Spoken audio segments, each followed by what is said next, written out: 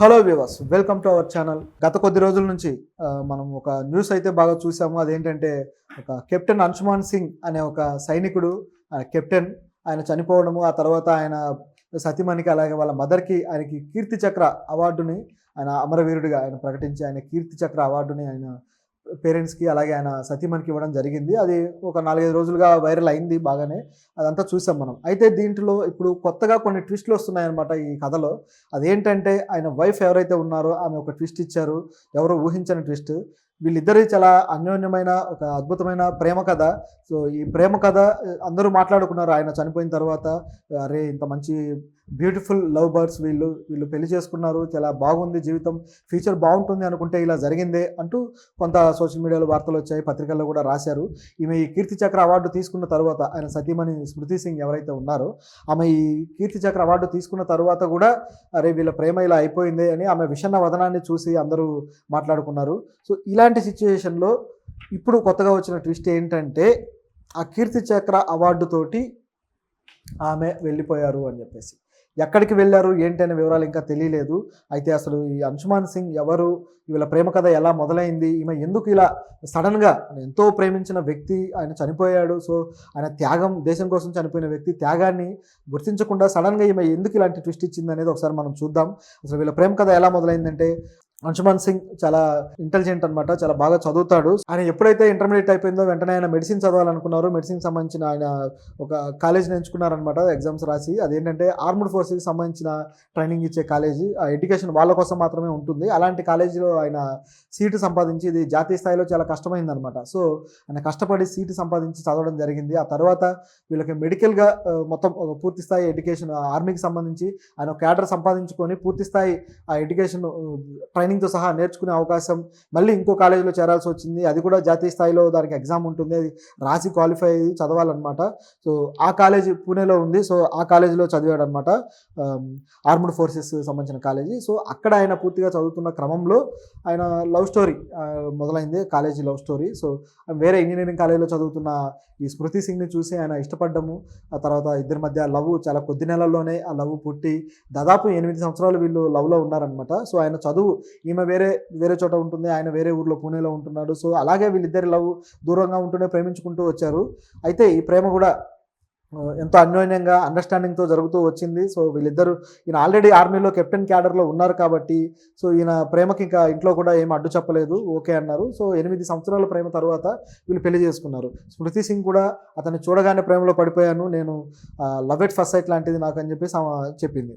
So ఇంత బాగా love చేసుకుని 8 ఏళ్ళు వీళ్ళు ఫ్యూచర్ గురించి కలలు కని అన్నీ సాధించుకున్న తర్వాతే ఆయన పెళ్లి చేసుకున్నాడు. ఆయనకి జస్ట్ ఆ పెళ్ళికి సంబంధించి ఒక 8 నెలల క్రితం ఆయనకు పెళ్ళయింది, ఇది ఈ డ్యూటీ పడకముందు. సో ఆ తర్వాత ఆయన డ్యూటీ వేయడము, ఆయన డ్యూటీ కోసం ఆయన సియాచిన్లోని ఒక ప్రత్యేక ప్లేస్కి ఆయన డ్యూటీ మీద వెళ్ళడము జరిగిందనమాట.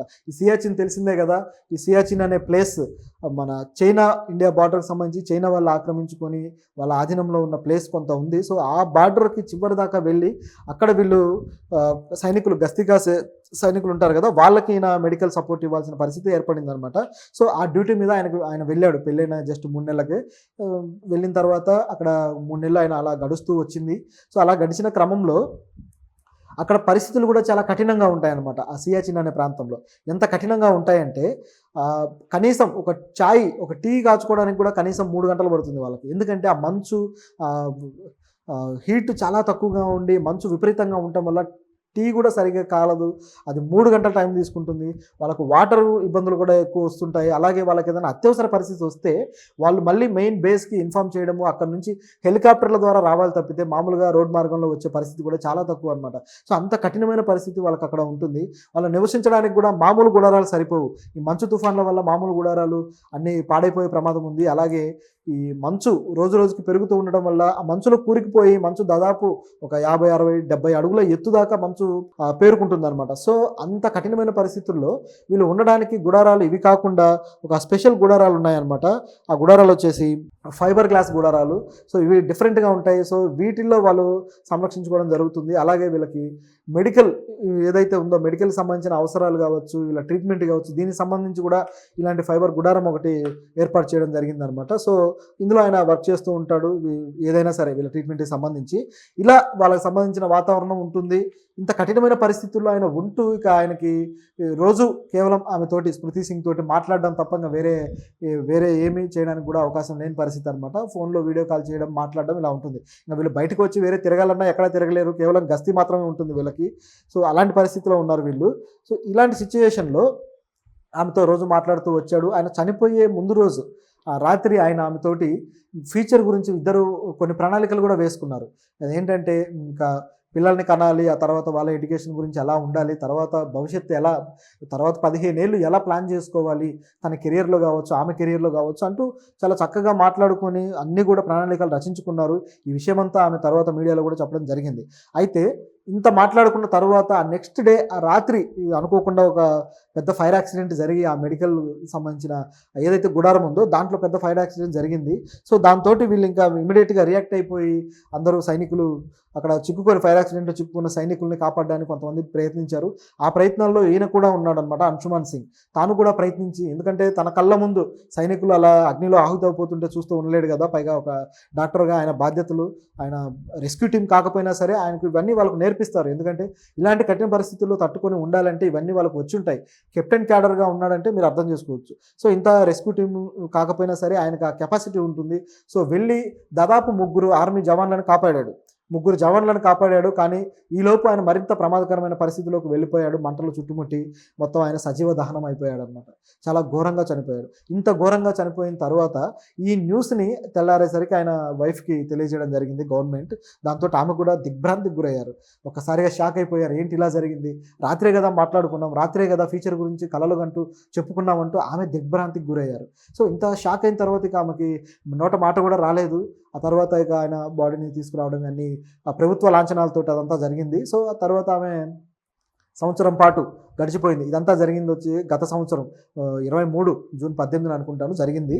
సో అయిపోయిన తర్వాత ఒక ఆఫ్టర్ 1 ఇయర్ ఇప్పుడు ఆయనకి కీర్తి చక్ర అవార్డుని ప్రభుత్వం ప్రదానం చేయడం జరిగింది. సో ఈ కీర్తి చక్ర అవార్డును ప్రదానం చేసినప్పుడు ఆయన తల్లిదండ్రులు అలాగే ఈ స్మృతి ఆయన వైఫ్ ఈ ముగ్గురు ఉన్నారనమాట. సో తల్లి అలాగే స్మృతి వీళ్ళిద్దరూ కీర్తి చక్ర అవార్డుని స్వీకరించడం జరిగింది. స్వీకరించి దాంతోపాటు ఆయనకు ప్రభుత్వం కొంత కాంపెన్సేషన్గా కొంత డబ్బులు కూడా పరిహారం ఇవ్వడం జరిగింది. సో ఆ డబ్బులు కూడా వాళ్ళు తీసుకున్నారు. తీసుకొని ఇంటికి వచ్చిన తరువాత సరిగ్గా 2 రోజులకి ఉన్నట్టుండి ఈ స్మృతి సింగ్ ఆ ఇంటిని వదిలేసి ఆ కీర్తి చక్ర అవార్డుని అలాగే వాళ్ళకి ఇచ్చిన డబ్బుని తీసుకొని ఎటో పారిపోయింది. ఈ విషయాన్ని ఆమె అత్తగారు అంశుమాన్ సింగ్ తల్లి వెల్లడించడం జరిగింది మీడియాతోటి. అందరూ ఒక్కసారిగా షాక్ అయ్యారు. ఏ ప్రేమ కథనైతే గొప్పగా మాట్లాడుకున్నారో, లవ్ ఈజ్ క్రూయల్ అని, అలాగే ఈ ప్రేమే మోసమా, ప్రేమే దుర్మార్గమా అంటూ ఎవరైతే మాట్లాడుకున్నారో, ఈమె జీవితానికి అన్యాయం జరిగిందని ఎవరైతే కన్నీరు గార్చారో, ఎవరైతే సానుభూతి తెలియజేశారో వాళ్ళందరూ దిమ్మ తిరిగి దిగ్భ్రాంతికి గురయ్యేలాగా ఈమె చేశారనమాట. ఎందుకంటే ఇప్పుడు వీళ్ళకి ఏకైక కొడుకు చనిపోయాడు, వీళ్ళకి ఏ ఆసరా లేదు ఈ అత్తమామలకి, అంశుమాన్ సింగ్ తల్లిదండ్రులకి. సో అలాంటి పొజిషన్లో వాళ్ళు ఇచ్చిన పరిహారం వాళ్ళ కొంత ఆసరా అలాగే మరికొంత చేస్తారన్నారు ప్రభుత్వ అధికారులు. సో ఇలాంటి సిచ్యువేషన్లో ఉన్నట్టుండి ఈమె అలా అదృశ్యమైపోయారు. ఏమైపోయారు ఎవరికి అర్థం కాలేదు. పైగా కీర్తి చక్ర అవార్డును తీసుకొని వెళ్ళిపోయారు, ఆ డబ్బును తీసుకొని వెళ్ళిపోయారు. ఎందుకు ఇలా అంటే ఆమె కొత్తగా వేరే ఫ్యూచర్ ప్లానింగ్స్ ఏమన్నా చేసుకున్నారా? ఈ సంవత్సరం పాటు వాళ్ళతోటి ఉంది కేవలం ఈ కీర్తి చక్ర అవార్డు కోసము, ఆ పరిహారం కోసమే ఆమె వాళ్ళతోటి ఉన్నారా? ఈ ప్రేమ ఏమైపోయింది? ఆ ప్రేమ కేవలం అతని మీదేనా, అతని కుటుంబం మీద లేదా? ఇప్పుడు ఎవరైనా ప్రేమిస్తే కేవలం ఒక వ్యక్తిని ప్రేమించి ఆ కుటుంబాన్ని ద్వేషించే ప్రోగ్రామ్స్ కానీ పెట్టుకున్నారంటే ఈ విధంగా ఇలాంటి మనస్తత్వం ఏర్పడే ప్రమాదం కూడా ఉంది. ఆమెను ఎంతోమంది గొప్పగా మెచ్చుకున్నారు, ఒక మహావీరుడి భార్య, దేశానికి తన ప్రాణాలు అర్పించిన వ్యక్తి భార్య అని చెప్పేసి. కానీ ఒక్కసారిగా ఆమె ప్లేటు ఫిరాయించి ఈ విధంగా బిహేవ్ చేయడంతో అంతా షాక్ అయిపోయారనమాట. మీడియా కూడా వచ్చి ఇప్పుడు ఆమె అత్తగారు ఎవరైతే ఉన్నారో సో ఆమెతోటి ఇంటర్వ్యూలు తీసుకోవడం జరిగింది. రాహుల్ గాంధీ కూడా గతంలో దీనికి సంబంధించి న్యాయం చేస్తానని చెప్పేసి చెప్పారట. ఎలా మిస్ అవుతుంది, ఎలా వెళ్ళిపోతుంది అలా కీర్తి చక్ర అవార్డులు తీసుకొని అని చెప్పేసి రాహుల్ గాంధీ కూడా ఒకసారి షాక్ అయ్యారు. ఎలాగైనా ఈ విషయాన్ని తిరిగి రాజ్నాథ్ సింగ్కి తెలియజేస్తాను నేను అని చెప్పేసి ఆయన చెప్పడం జరిగింది. ఆమెకి హామీ ఇచ్చారు, తిరిగి మళ్ళీ కీర్తి చక్ర అవార్డా లేకపోతే